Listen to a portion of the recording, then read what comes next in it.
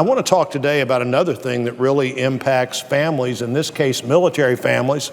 I have this bill on my desk, the National Defense Authorization Act. I notice it's only on the desk of half of the members of the Senate. The members on this side of the floor are ready to get to this bill and get this work done.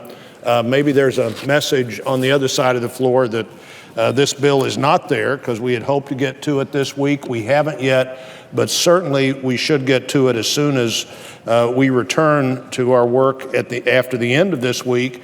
And in the National Defense Authorization Act, I'm really glad that bill includes the Military Families Stability Act, a measure that I introduced with Senator Gillibrand to provide more flexibility for military families. Today, Mr. President, we have the most powerful military in the world, but we also recognize that our military men and women do not serve alone. The former Chief of Staff of the Army, General Ray Odinero, often said that the strength of our nation's in our military, but the strength of our military is in its families. So our military families need to be understood, recognized, appreciated, helped, and those families have changed a lot over the years. They've sacrificed much, and in the last 15 years, those families have dealt with persistent conflict somewhere in the world, the likelihood of deployment to that conflict, but more importantly, the stress that puts on those families generally is what mattered to them. Maybe not more importantly in the greater context of what's going on, but really important to them. And more military spouses are working today than ever before. This is, in the world we live in today, good news, but all too often, military spouses sacrifice their own careers to meet the needs of the spouse that is in the service.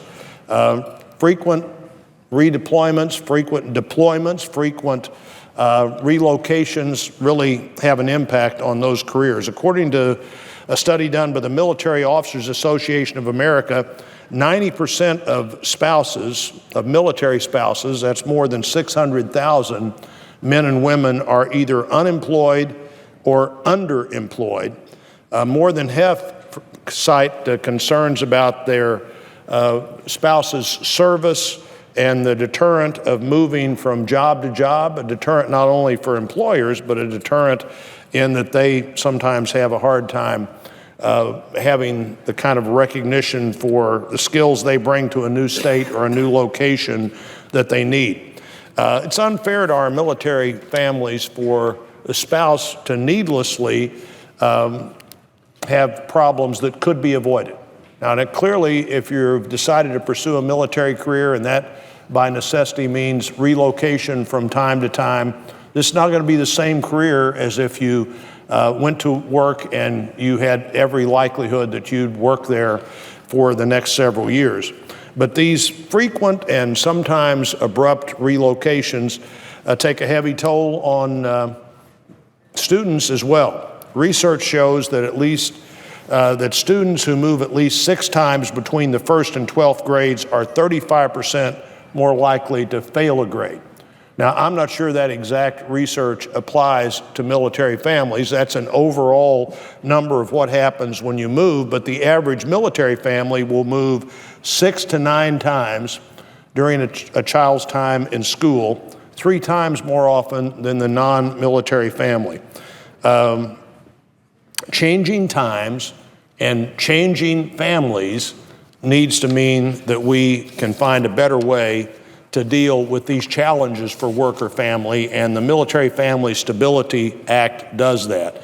The cost of needlessly maintaining 2 residences so that someone can finish school or someone can complete a job are the kinds of things that this act and this inclusion in the National Defense Authorization Act gives us a chance to deal with in a different way. It would allow families to either stay at the current duty station for up to 6 months, longer than they otherwise would be able to stay, or families to leave and go to a new location sooner.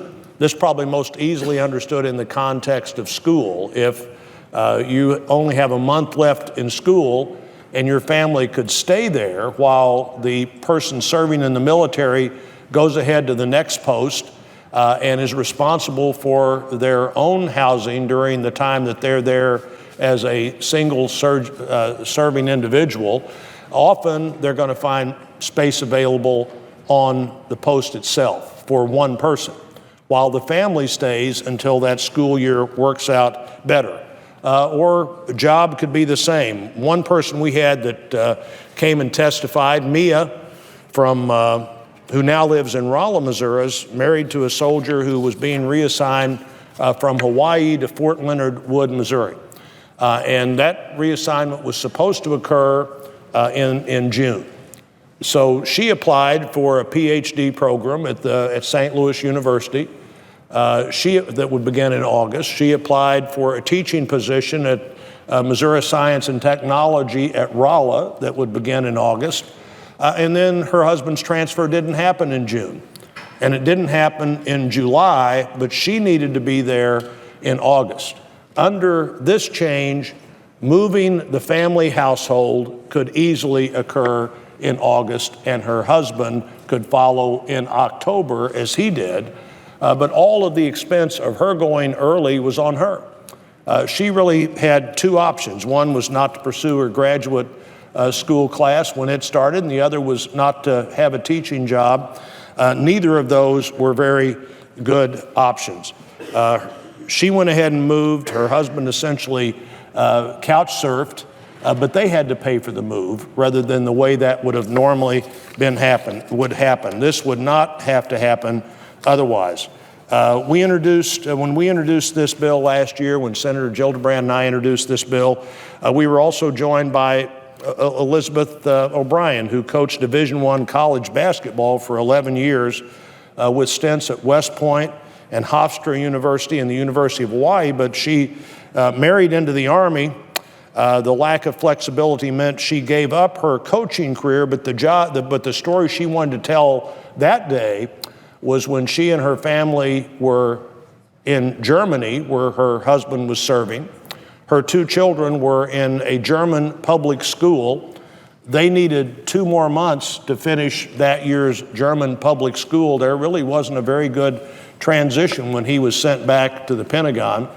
There were no German public schools that would have finished up the classes they had in the Washington area. Basically, they wound up having to finish that year as homeschoolers and then start another year the next year. Would have been very easy for him to move on ahead if that's what the family wanted to do, for the family to stay in Germany for 2 months, to finish that school year in a way that it couldn't possibly be finished anywhere else, and then the family would move. That's the kind of thing that would happen under this legislation. Mr. President, the day after the day after we introduced this legislation, I happened to be hosting a breakfast for people who are supportive of Fort Leonard Wood and working at Fort Leonard Wood. Sat down at the table with 2 officers, one of their wives, a retired master sergeant, mentioned that we had proposed this legislation the day before, and all 3 of them immediately had a story about how this would have benefited their family if sometime in a specific moment in their career, if they could have just stayed another 30 days, or if the family could have gone forward 30 days earlier. I'm proud that this bill has widespread support. The National Military Families Association, the Military Officers Association of America, the Military Child Education Coalition, Veterans of Foreign Wars, the American Legion, Iraq and Afghanistan Veterans of America, Blue Star Families, the National Guard Association, and the Veterans Support Foundation. After more than a decade of active engagement around the world, at a time when military families are just frankly have a lot more challenges than military families may have had at an earlier time, this is exactly what we ought to do. As we have had hearings on other issues over the last year, I've asked people testifying over and over again, what do you think about this when they're representing the military? And in all cases, they say, well, you know, when as I was coming, usually these are admirals and general officers, but in all cases, you could tell a story in their career immediately comes to mind. And universally, they say, we've got to treat families different than we used to treat families, because too often the failure to do that means that we're losing some of our most highly skilled people, still willing to serve, but no longer willing to put an unnecessary burden on their spouse or their children.